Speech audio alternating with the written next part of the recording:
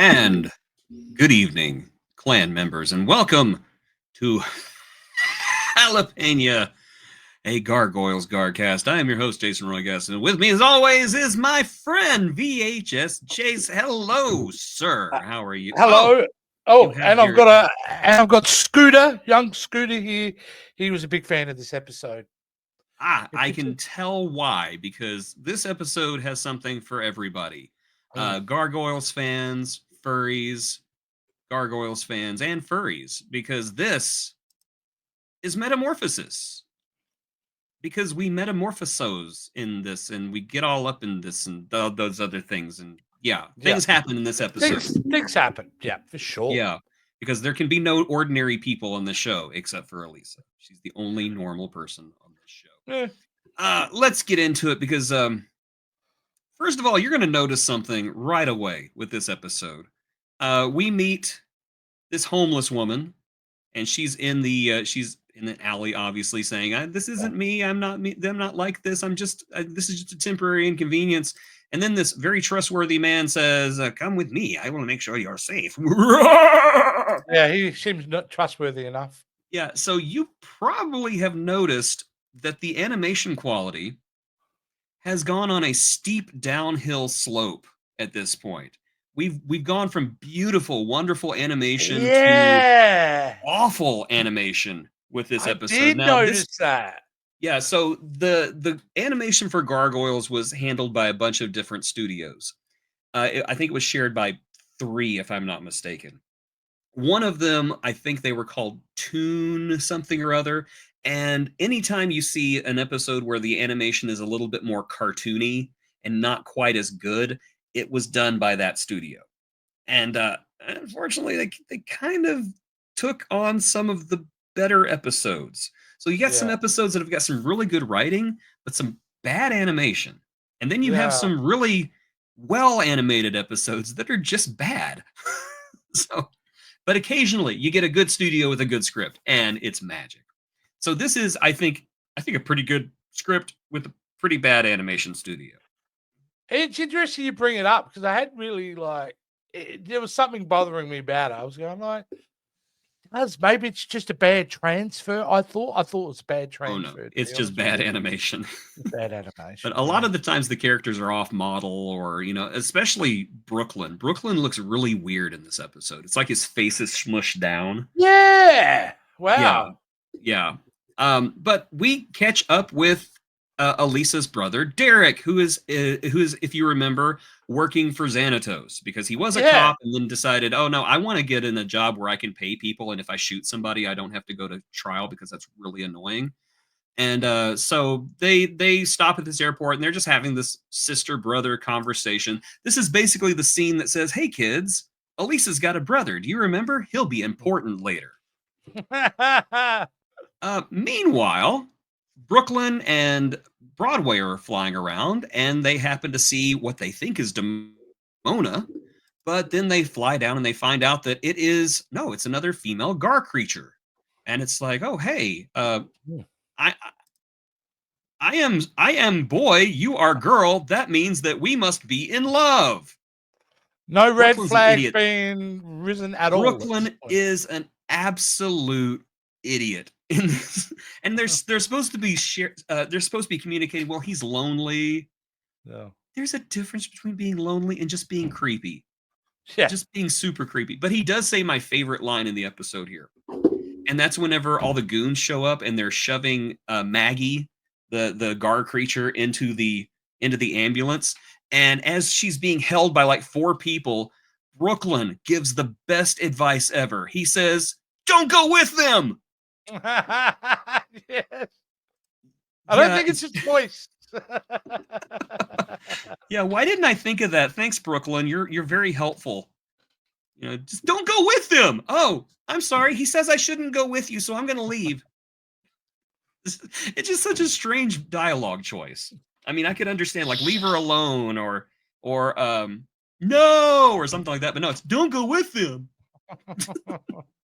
I don't get it. But it is something amusing to laugh at. At the Erie building, Xanatos and Derek show up, and Owen gives them the expense reports from the Genutech lab. And Owen says, "Hey, there's some weird expenses on here. There's armed mercenaries." And Xanatos is like, "I don't remember. Why does a place looking for the cure for baldness need armed mercenaries? I mean, why does my lab need armed mercenaries? Let me go check this out." Of course, David, I'm sorry, not David. Derek decides to go with him, and there, ladies and gentlemen, get your hands and feet ready to applaud. It's Tim Curry coming to the Gargoyles universe. Unmissable. Like, Very after 2 syllables, it's like, hey, kids. Yeah, hey, kids, it's Tim Curry. I love Tim Curry so much. He's just, Hey, I would give can I every say, yeah, one if of I his could. finest performances ever is not in an animated show. It's not in a TV show. It's not even in a movie. Tim Curry's most finest performance is in a video game called Red Alert 3, where he plays. Yes, Space. if you have, I love that game. I was obsessed with that game because I like those kind of RTS games. But if you haven't or you don't care about the game, get onto YouTube and watch all the cutscenes. He is amazing in that. I don't think Tim Curry cared about the game either. He's like, well, they're going to give me some money. I'm going to go have some fun. And they can't do anything about it because I'm Tim Curry. Space. Oh, my God. Yeah. I simply adore Tim Curry. And so anytime I hear his voice in a cartoon, I just kind of go, I love the guy. But it turns out that Dr. Sevarius is experimenting with DNA, and we know that because it's right there. It's DNA right there. Like, this is DNA. And I was this waiting is for that DNA. little Mr. DNA from Jurassic World. And if you look at it through a mirror, it becomes and. This is the weirdest presentation I've ever seen, Doctor. The doctor is doing. Oh, you know what? I said earlier that it uploaded all my you jinxed pictures, yourself. but it didn't. It didn't. There's a picture of the mutated people because there's these cat people with wings, and there's 3 of them. There's one that looks like Battle Cat, my cat, and there's one that looks like Garfield except much buffer, and then there's Maggie who's in a corner going ah, while the 2 guys are up there going ah. She's I'm a girl. Not very well written. She gets better though as the series goes on. But anyway, Brooklyn goes to the clan, is like, there's a girl and we have to save her. And so everybody's like, dude, you're being creepy. Just don't be creepy. Okay, fine. We'll go save this girl. Yeah, well, let's go save this girl who's the love of your life, who screams every time she sees you. Xanatos is furious that Sevarius has been doing genetic testing on people, and he tells Sevarius, "Oh, I'm shutting you down. You're not going to do this." And Sevarius reacts in a very measured way. He pulls a gun and is like, "You will not take my creation." He sounds like Dexter in this episode. I love it. Get out of my laboratory. He shoots, and Derek pushes Xanatos out of the way and takes a Trent gun in the shoulder and is puzzled because he doesn't feel sleepy and doesn't understand why. And the doctor's just like, oh, that was not a tranquilizer dart. That was the same formula I used to create the other little cat people. You're going to turn into a little kitty. Because, of course, we can't have ordinary people on Gargoyles. Everybody's got to have a gimmick. You know, it's like He-Man and the Masters of the Universe. I'm down with it at this point. I'm like, cool, let's see what happens. Sevarius is basically man-at-arms of Gargoyles. He's creating all these freaks to fill this universe with. Again, Xanatos is not very happy about this because it's very hard to hire a personal bodyguard. And so he threatens Sevarius, you better find a cure and you better find it now, or so help me, imprison your mind. And Sevarius agrees, okay, fine, I'll make a cure. However, the change is already starting because Derek is already doing the whole Michael Jackson at the end of the Thriller video thing. Yeah. He's sweating. There's lots of Cats jokes. I'm sorry. Choreography. Lots of Cats jokes. Memories all along in the moonlight. Hey, I don't care. This episode is still better than the 2019 film, so. there's nothing better than a 2019 film. Did you know that there's a butthole cut out there somewhere? Because they actually had the cats with buttholes. And whenever they were about to release the movie, they were like, we can't do that. We can't have the actors have buttholes. And so they digitally erased the buttholes. But there is a butthole cut out there somewhere. And I'm hoping one day it surfaces. It says to me there were 2 meetings about buttholes in that production. Yes. Minimum of 2 meetings. One is, how's the butthole going? Yep, almost rendered all the buttholes. And then another meeting going, dude, we got to lose the buttholes. You know that there was one special effects guy who was only hired to do the buttholes. And they're like, Bill, we got to let you go. Why are my buttholes not good enough? Flash forward to 6 months later in award shows, and the current nominees are Jack Smith for the buttholes in Cats. Yes. I want to thank everybody's butthole for making this happen. The studio that released Cats is listening to this podcast right now going, hey, would people actually pay to watch that? We would. We totally would. Call it Cats the Butthole Cut. Yeah. The butthole edition. Butthole cut. You know that I just got to say it. You know that there was a similar meeting on Jurassic Park. Steven Spielberg walked into the room and was like, hey, I saw the rough cut of the videos effects. They look amazing. Does the brontosaurus have to have a butthole though? Can we like get rid of it? Don't tell me that anatomically it doesn't make sense. Okay, this is a movie about resurrecting dinosaurs. I think they'll overlook it. Oh, okay. What show are we doing again? Oh yeah, Gargoyles. There are children watching this who are trying to get into Gargoyles. Going, Mommy, what are they talking about? Buttholes. Now. The Gargoyles don't have buttholes either. Don't ask me how I know. That's how we got there. So the Gargoyles break into Sevarius's lab in a different room, I suppose, and they go to rescue Maggie. And Brooklyn's just like, "Can I smell your hair?" And she hits the button saying, help me, this creep is back. Oh my gosh. Did I say I thought this was a good episode? Because I'm starting to wonder if it really is. Yeah, I'm starting to wonder myself now. I'm just gonna say I think it's a good episode. I just think they write Brooklyn really badly in this episode. But they despite the fact that Maggie is saying, no, get away from me, help. Yeah. Goliath breaks the friggin' cage open and literally kidnaps her. And then they bust into the other room for absolutely no reason, because now it's time to commit murder. And so they attack Sevarius.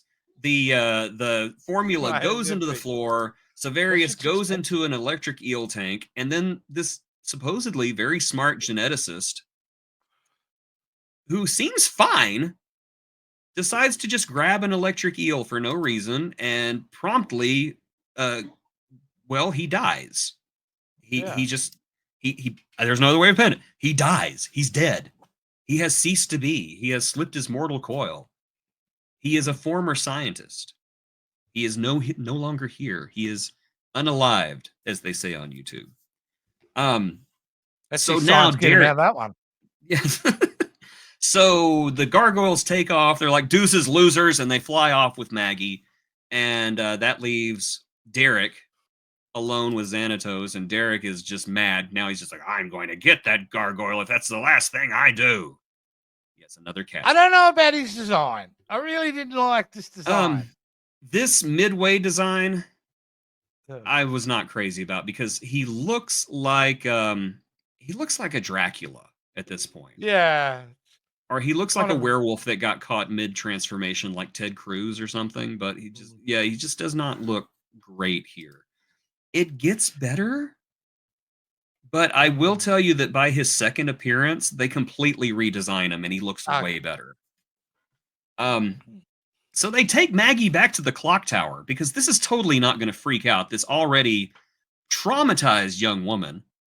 And this is okay, I'm just going to say it. I don't think this episode was well written anymore, because this is the most strangest thing that happens, is that they bring her up here, and she's panicked.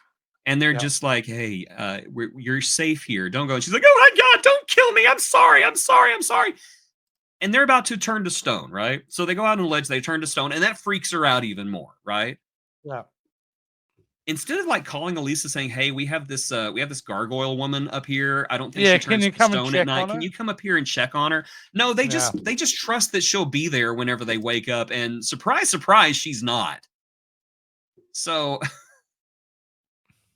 I honestly thought this was a good episode, but the more and more I Yeah, as you're nitpick at it, explaining it too, I'm going, I thought I liked this yeah, episode. I don't know if I'm I gonna do say I now. did like this episode. This is just like this is Disney afternoon logic sometimes. Sometimes characters make stupid decisions so that the story can progress. But yeah, it's got some very questionable things in it. The Derek has completely transformed by this point. Now he's a cat bat thing, and Yeah. he and the other cat bat things are up on the turrets of the Erie building, and now they're going to try to figure out how to use their wings. Um, yeah, I know that's a joke quote that I put on there, but seriously, why are they all in their underwear Have no idea. I mean, obviously with modesty, belts? but With but belts. yeah, like Where do they literally the sell same underwear belt. with belts? Yeah. I think I want some, Yeah. for aesthetic reasons. Mm.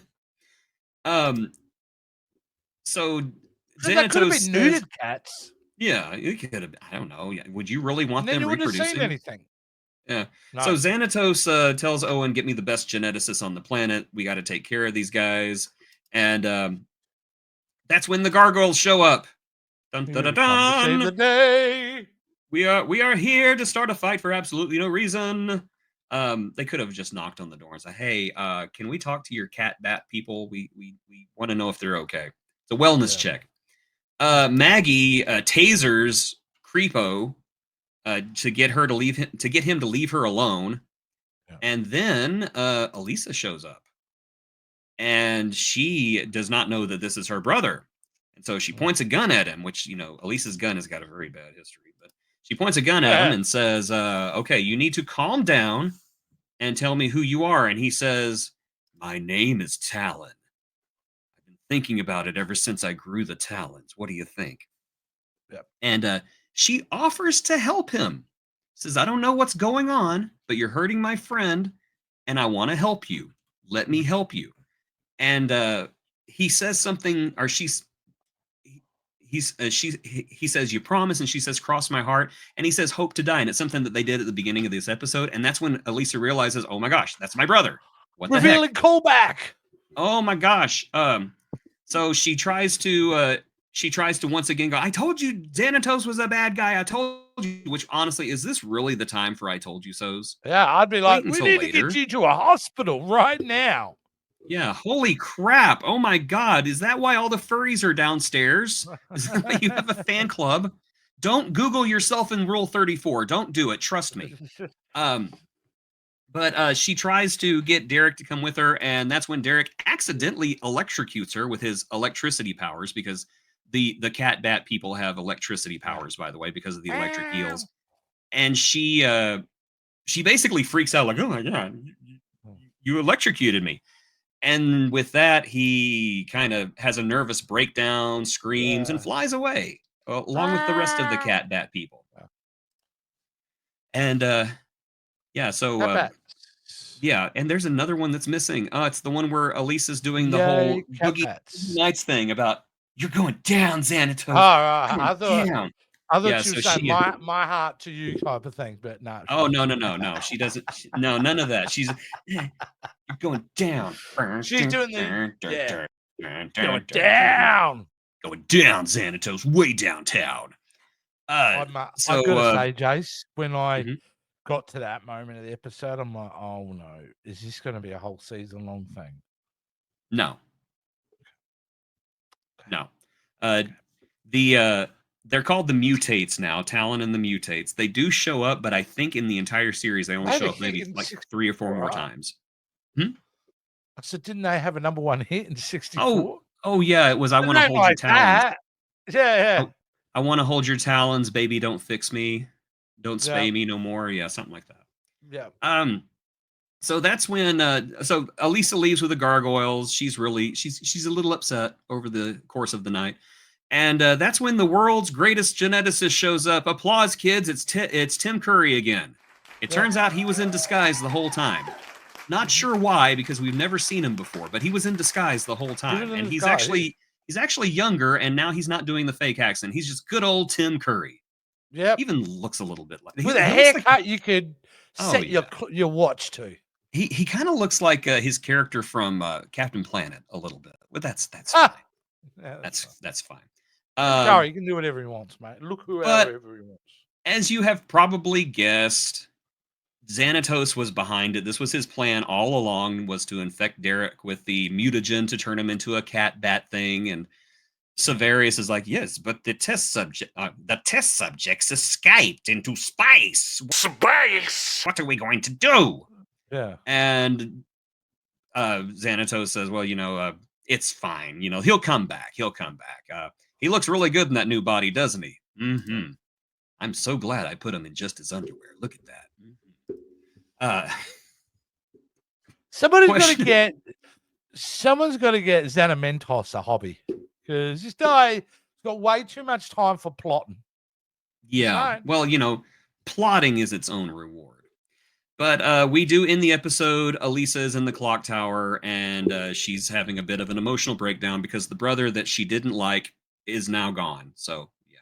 Well, it's not that she didn't like him. She just didn't really get along with him and didn't really talk to him unless the plot demanded it. Yeah. So I'm going to be honest. I liked this episode. I did. I know you can nitpick anything, but I did. Like but you're right. Yeah. It's an episode you can enjoy, but not under close investigation. All right. It's probably best just to let this episode wash over you and then not to think about it. Yeah, and it does introduce Talon and the Mutates, and I really like Talon and the Mutates. They have this really fun story that goes on with them. A t-shirt made. Talon and the Mutates. Give them like little electric guitars, and they have to be electric. They plug them into their ears. Yeah. See, if they went into a Josie Pussycat musical break in this episode, amazing. It would be the best episode. They could electrocute Alexandria until she was nothing but a smoldering skeleton. I would love that. But yeah, Talon and the Mutates, they kind of become this secondary characters. You only see them a few times in the entire run of the series, but I like the little mini arc that goes along with them too, because it's basically them trying to come to terms with what they are and what they're capable of being. And I really dug it. I honestly wish the show had done more with them, because every single episode that they show up in my opinion, was really good.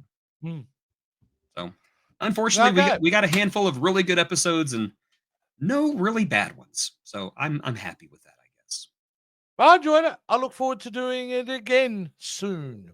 Well, we will do it again. But before we do, please visit the video description below and become a Patreon by supporting us on Patreon. You can also go to the channel main page and become a YouTube channel member.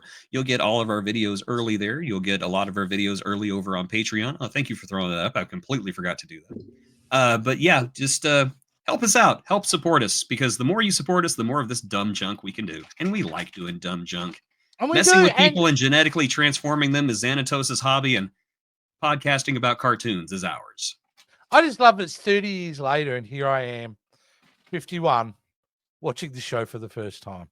You're old. I am so old, dude. All right, folks. You guys have a great day, and I'm going to go turn to stone and go to sleep. I'm going to see if I can get on a pension. Space.